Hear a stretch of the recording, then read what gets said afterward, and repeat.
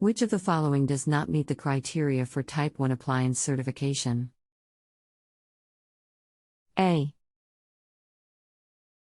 MVAC-like system that holds 3 pounds of R12 B. A water cooler that holds 13 ounces of R22 C.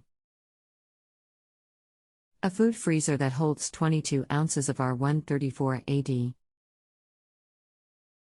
A dehumidifier that holds 7 ounces of 410 A. Hello, again, just a few minutes please. What you need for me to do? Nothing at all, just a moment please. Was finishing up with another customer. The answer is A.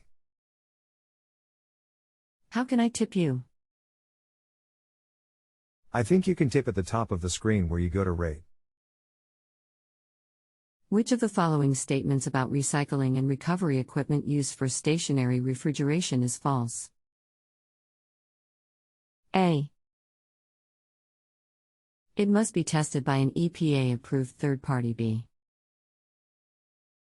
Purchases of such equipment must be reported to the EPA. C. It must be equipped with low-loss fittings. D. Equipment designed to recover flammable refrigerant must meet a specific UL safety standard. When can appliances containing refrigerants be recovered to atmosphere pressure? A. For major repairs such as replacing the compressor, condenser, or evaporator. B. The repair is followed by an evacuation of the appliance to the environment. C. Leaks in the appliance make recovery to the pressure bed level unattainable. D. The appliance is being disposed of and recycled. When is it against EPA regulations to use system-dependent recovery? A. When the compressor of the appliance is operational. B. When the ambient temperature is over 105 FC. When the appliances contains over 15 pounds of refrigerant. D. When the appliances is leaking. What should be done after reaching the required recovery vacuum on an appliance? A. Immediately disconnect the recycling or the recovery equipment, and open the system for service. B. Wait for at least a few minutes to see if the system pressure rises. C.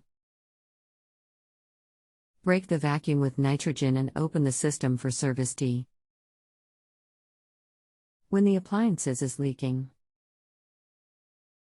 Which of the following repairs would always be considered major under EPA's regulations? A. Replacement of an evaporator coil. B. Replacement of a filter dryer. C. Replacement of a Schrader valve core. D. Replacement of a condenser fan motor. What are refrigeration and air conditioning compressor heaters used for? A. To reduce the amount of refrigerant in the oil. B. To prevent refrigerant vaporation. C. To reduce the amount of entrained water in the receiver. D. To prevent acid pitting. What would be the approximate refrigerant pressure of an R410A machine at ADF, room temperature while the machine is idle? A. 143 sig. B. 212 sig. C. 238 sig. D. 260 sig. What area of a refrigeration system does oil foaming usually occur? A. Condenser. B. Evaporator. C. Compressor. D. Expansion device. What will non-condensables in a refrigeration system result in? A. Lower suction pressure. B. Higher suction pressure. C. Lower discharge pressure. D. Higher discharge pressure. How would you remove moisture from refrigerant in a system? A. Purge the condenser. B. Drain the oil separator. C. Reduce water flow to the condenser. D. Use a filter dryer. Liquid charging of an R104A refrigeration system with risk of freezing is begun with vapor from a vacuum level to a pressure of approximately 32 sig B, 63 sig C, 90 sig D, 110 sig. Pressure relief valves can only be installed in series. B. In parallel. C. Vertically. D. Horizontally. It is best practice to use dry nitrogen to break the vacuum when dehydrating by the triple evacuation method. However, ETA often contains moisture. B. Requires a minimum of 10 sig C. Is toxic when released into the atmosphere. D. Requires a pressure regulator. According to ASHRAE Guideline 3, the system should be checked for leaks if during a standard vacuum test pressure and the system rises from 1 mm Hg to a level above a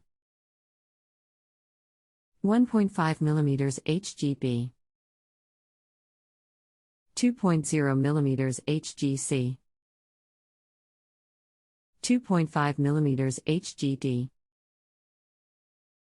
3.0 mm HG. That is it, sir. What are refrigeration and air conditioning compressor heaters used for? A. What area of a refrigeration system does oil foaming usually occur? C. What will non-condensables in a refrigeration system result in? D. How would you remove moisture from refrigerant in a system? D. Liquid charging of an R104A refrigeration system with risk of freezing is begun with vapor from a vacuum level to a pressure of approximately D. I am running through them, have just a few more. Pressure relief valves can only be installed. C. It is best practice to use dry nitrogen to break the vacuum when dehydrating by the triple evacuation method. However, D. According to ASHRAE Guideline 3, the system should be checked for leaks if during a standard vacuum test pressure in a system rises from 1 mm Hg to a level above C.